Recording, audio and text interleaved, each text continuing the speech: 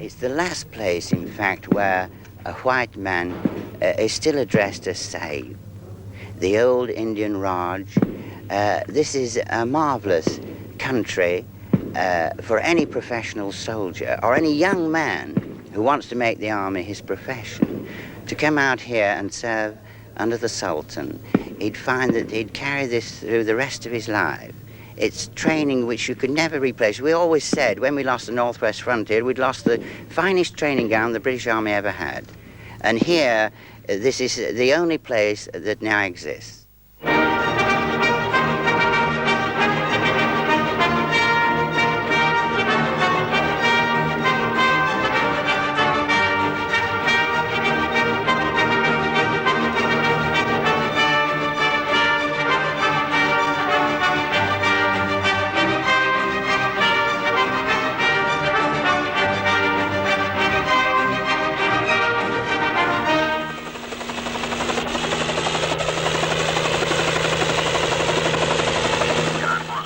In the desert kingdom of Oman, a British officer leads a company of Omani troops into action against communist guerrillas. It is the only shooting war outside Northern Ireland that Britain is still involved in. The war in Oman is an unknown war, and Britain's involvement in it something of a mystery. Here is the only place that I know of where an army officer can put into practice the things that he was taught at Sandhurst or Mons and the things that he's been trying out on Salisbury Plain for a long time. And here he comes and finds out whether his tactical ideas do in fact fit live bullets, and he learns very quickly. British soldiers are helping the Sultan of Oman in his fight against communist rebels. The rebellion started in 1964, but 4 years ago, the communists got help from Russia and China, and their uprising became a war. Oman lies in an isolated corner of Arabia. To the north, Oman flanks the vital oil routes to and from the Arabian Gulf, and in the south borders on the South Yemen, the former British colony of Aden. It is along this border that the war in the Oman is being fought. For centuries, Oman has remained closed to the outside world. Until 2 years ago, it was firmly rooted in the Middle Ages. Slavery was legal up to 1970. The Sultan of Oman called in British troops for the first time in 1958 to put down a rebellion in the old city of Nizwa in northern Oman. The next rebellion in the 1960s brought British troops back to fight in the Oman. Until 1970, life in Oman was positively medieval. Under the repressive rule of the old Sultan, no one was allowed to leave Oman or travel anywhere without permission from him. Tribal warfare was still an accepted part of life, and so was slavery. His people were forbidden to smoke, wear glasses, or use Western medicines. In 1970, the old Sultan was overthrown in a bloodless coup, and his son came to power. From Muscat, the new Sultan announced a development program for Oman's 500,000 people, a program that has been held up because of the mounting cost of the war against the communist guerrillas in the south.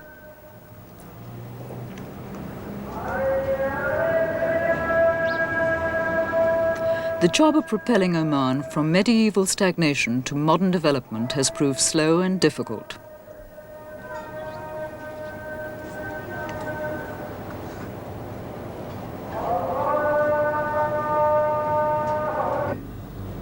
The young Sultan who came to power in 1970, Sultan Qaboos, has strong links with Britain. He trained at Sandhurst and served in the British Army. His help from Britain stems from a 1958 defence agreement. Under it, the RAF got a base in the country, and in return, the Sultan receives help from the RAF personnel and a British Army training team. Britain's interest in Oman goes back nearly 200 years. Nelson first visited Muscat as a midshipman, and in 1798 Britain signed her first treaty with Oman to protect British interests in the Arabian Gulf and safeguard her trade routes to India.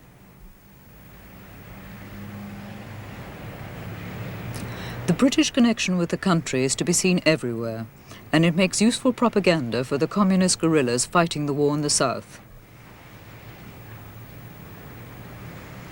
The communists claim that Britain wants to keep the war in the Oman going simply so that she can retain her influence in the area.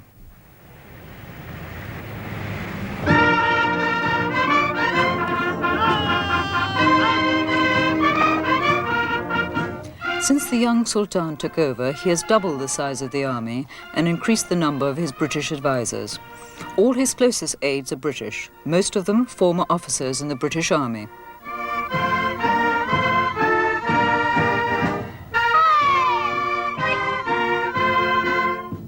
Although Oman's oil revenues bring in £60 million a year, 52% of the budget goes on the distant war in the south.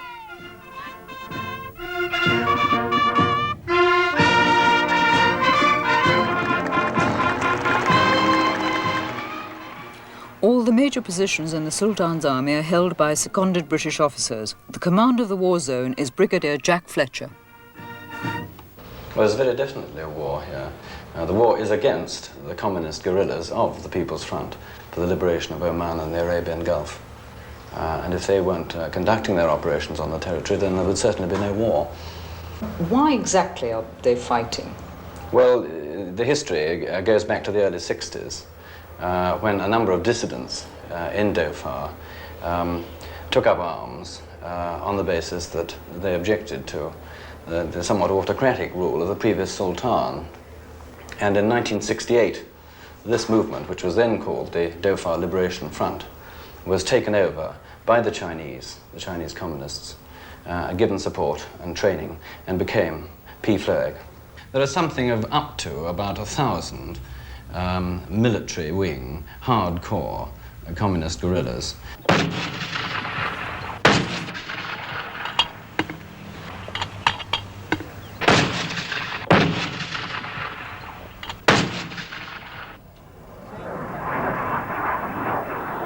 This forward position of the Sultan's forces is only 4 miles from the South Yemen border, 4,500 feet up on the side of a mountain. It overlooks the guerrilla supply routes from the South Yemen into Oman. The battalion's job is to cut down further guerrilla infiltration through mortars, 25-pound guns and airstrikes.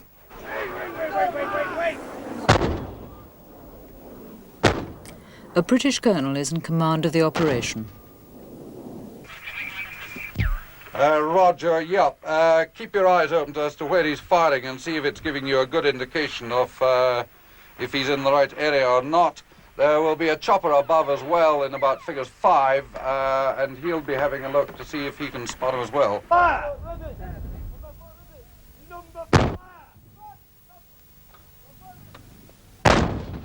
Serve jet and chopper echo main base over.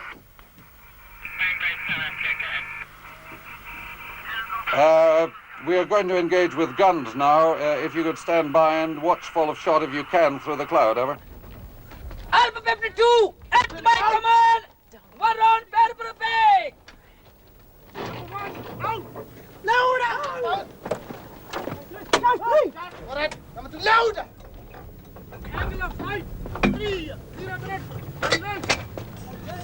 Fire!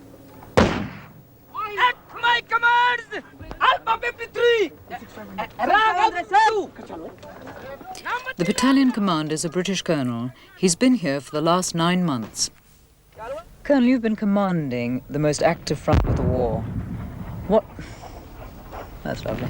Colonel, you've been commanding the most active front of the war. What's it feel like being in the hot seat? Sometimes uncomfortable, and sometimes it's quite pleasant up here. The weather's all right. It gets a bit frustrating, having so much coming in at once. Radio Aden frequently alleged that there is no war in Dhofar, that in fact the British perpetrate this myth to maintain a presence in the Oman. As commander of this area, what would you say? Well, there is a war. I mean, I don't know how to define a war, but to me a war is when we shoot at each other. And the Adu are certainly throwing enough stuff at us. And we do our best to get back at them. Well, this position in here has been put well to the west from anywhere that they've had before. And we are sitting, in fact, astride the Adu supply routes to try and cut their supply routes and prevent them from getting ammunition and materials through to their troops or their guerrillas in the eastern and central areas. Are you succeeding? Yes, very much so. Well, you can see how unpopular we are by the amount of stuff they're throwing at us. Colonel, how do you rate the enemy? The enemy, I reckon, are a very good enemy. They're typical guerrillas. They fight by their Red Book, by Chairman Mao, Mao's direction. Sir, jet, main brace over. Main brace from Sunray, call sign 0. If you can see a target, no matter where it is, hit it. Over.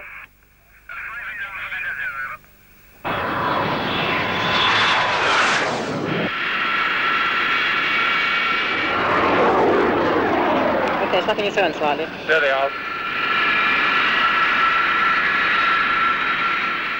British pilots on loan to the Sultan's Air Force fly daily strikes against the guerrilla positions. It is the first time that British pilots have been in action since the operation in Aden 5 years ago.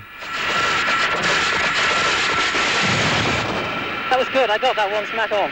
Roger.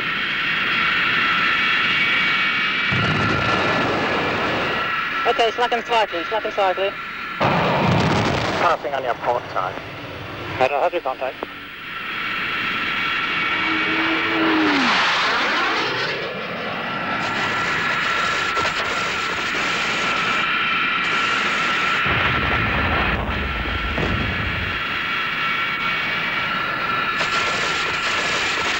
Beaver 214 Jets, we're going to the east to take on another target. I suggest we leave it at that.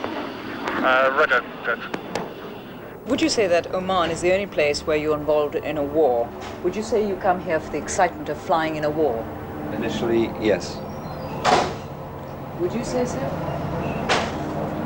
It's not, I think war's the wrong word. It's an operational experience where you're working in support of troops on the ground and they're being shot at and you're being shot at. And it's an experience you just can't find anywhere else. What do you most enjoy about flying in this type of operation? The complete difference from anything else I've ever done, as far as the flying goes. The thrill. Going into strips where, you'd never attempt to go if you were in the armed services back in the UK. They wouldn't operate to these limits, I don't think. And every time you go in, it's a challenge in a way. And when you achieve it, I suppose it means something to you.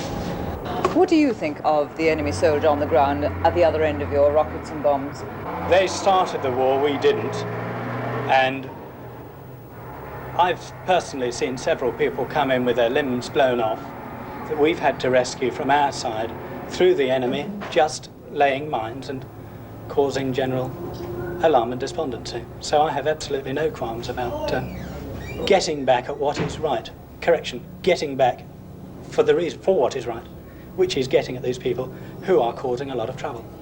Would it make any difference to you if you actually saw the enemy on the ground? For instance, if the enemy was somebody in Northern Ireland? My job is very complicated. At the time, you never see what is on the ground and certainly never recognize it. You may see something move, but you have no idea what it is. The fact that the army tell you that it is a target, that is what we're here for. Also serving in the Sultan's forces are officers who have left the British Army and gone to Oman on a 3-year contract. One such soldier of fortune is the head of the Dhofar Gendarmerie. Why did you join the Sultan's armed forces? Cigarettes are cheaper out here. No, actually I'm a mercenary and a professional soldier. And I've done 25 years abroad in such places, India, Burma, South Africa, Egypt, Somaliland, Mogadishu, Libya, Zambia, Germany, the normal sort of cooked tours we do in the British Army. And this is my profession. Basically, I'm on the market as a professional soldier, as I say, and where my services are required. Today, having sort of lost our British Empire, I joined the army when we had, in fact, an empire. And there are very few places now where one, in fact, can serve. And I've always had an interest in the Arab countries, having served, as I say, in Egypt, Cyrenaica, Somaliland, Libya.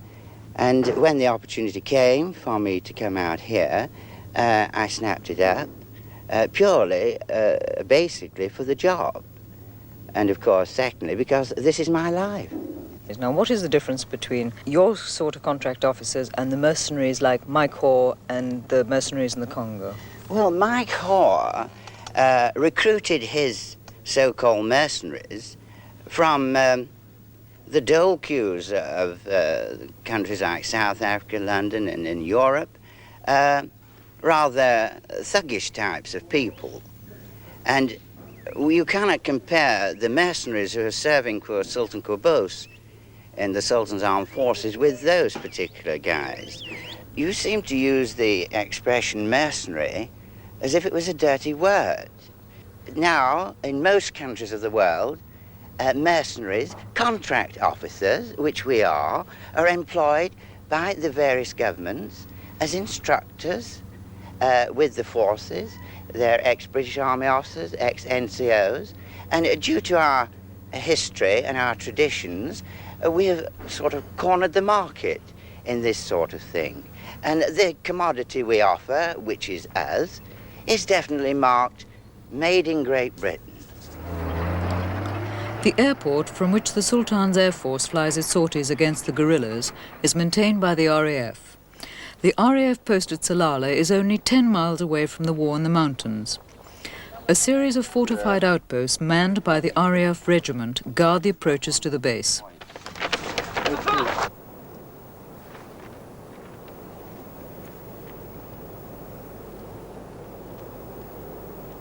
The sophisticated radar in these outposts is manned 24 hours a day, watching for enemy infiltration.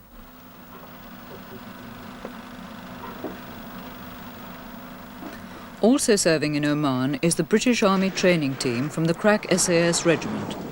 Their mission is somewhat of a mystery. Officially, they are there to train the Omanis, but soldiers from the training team have been killed in action, and questions have been asked in Parliament about their exact role. So far, no satisfactory answers have been given. Why the British Army training team, who are soldiers in the British Army fighting out here in Oman, are they here on operations? The British Army training team, of course, is not part of the Sultan's armed forces. They remain part of the British armed forces, and they are here in response to the call for assistance by the Sultan, and their job is training the Furqa being the tribal irregular forces which assist us in the fight against the communist guerrillas. They are basically of the Jabali people themselves, and BAT, the British Army training team, train them. They also assist with various hearts and minds activities like medical support and so on.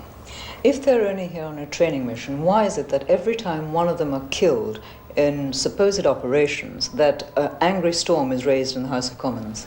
Well, of course, they operate and they do this training in areas which are sort of based on tribal locations.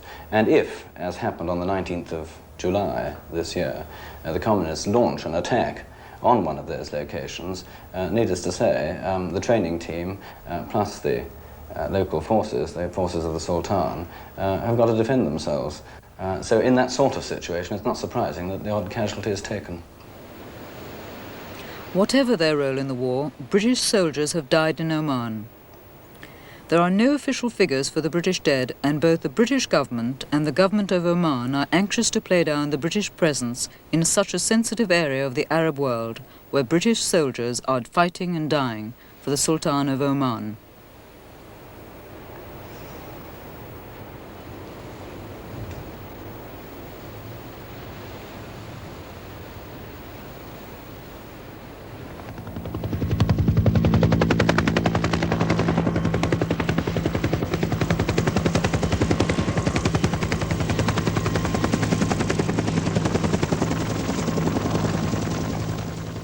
Back at the front line, the units operating closest to the guerrillas can only be supplied by air. Helicopters have to get in and out of the landing zones fast before the enemy guns open up on them.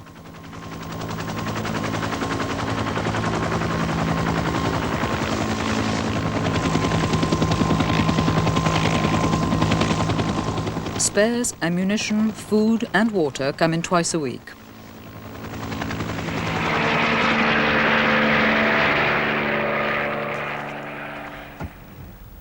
A young British Guards officer commands his position. He has spent 10 weeks here with his men. It is the kind of soldiering he can never get in the British Army.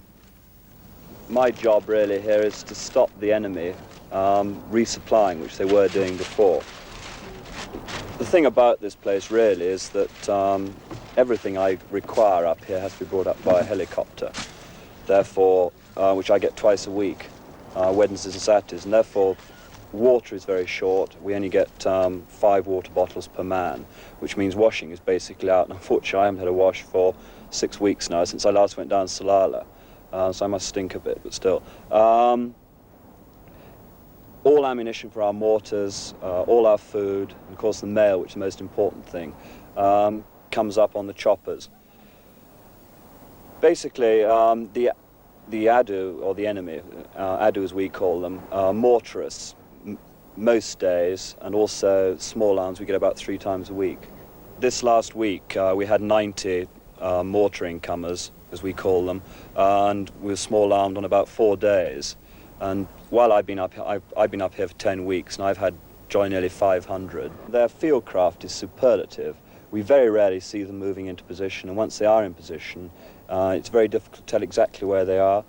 Their small arms is accurate and good, and their mortaring is on the whole fairly accurate. About 50% of the mortars which are thrown at this position I'm on fall in the wire, about 50% of them. Well, how does this compare to your experience in the British Army? It's very different, for example, from Northern Ireland, where I was this time last year, for a number of reasons. Firstly, I mean, here you know exactly who you're fighting, because the only people in this area, there are no civilians, they're all enemy. And therefore one can get on and do the job, mortaring the area, returning small arms without worrying about hurting innocent people. This is, of course, completely different from Northern Ireland, where your hands are tied because of civilians. And also, here they're wearing uniform, or the majority of them are. Is there anything that you miss about Britain here? Yeah, women. There aren't any of them, apart from yourself. And also, I'd really love a really good dinner and a very, very good night in Raffles. What are the perks of being out here? Any? Yes, I mean, you're on your own, and the job is the perk, really. I love it. You're on your own, and it's you're fighting your own war, and you can fight it how you like. You haven't got people over the top of you giving you orders, basically. You've got your own little outfit up here, and you can get on with the war how you like to do. How the Wagid saying this about Aiden Radio. The conflict in Oman will continue to attract young men who want to fight in a war where British soldiers can still fire in anger and British pilots can still shoot to kill. With no end to the war in sight, there will be a job for them to do for several years to come.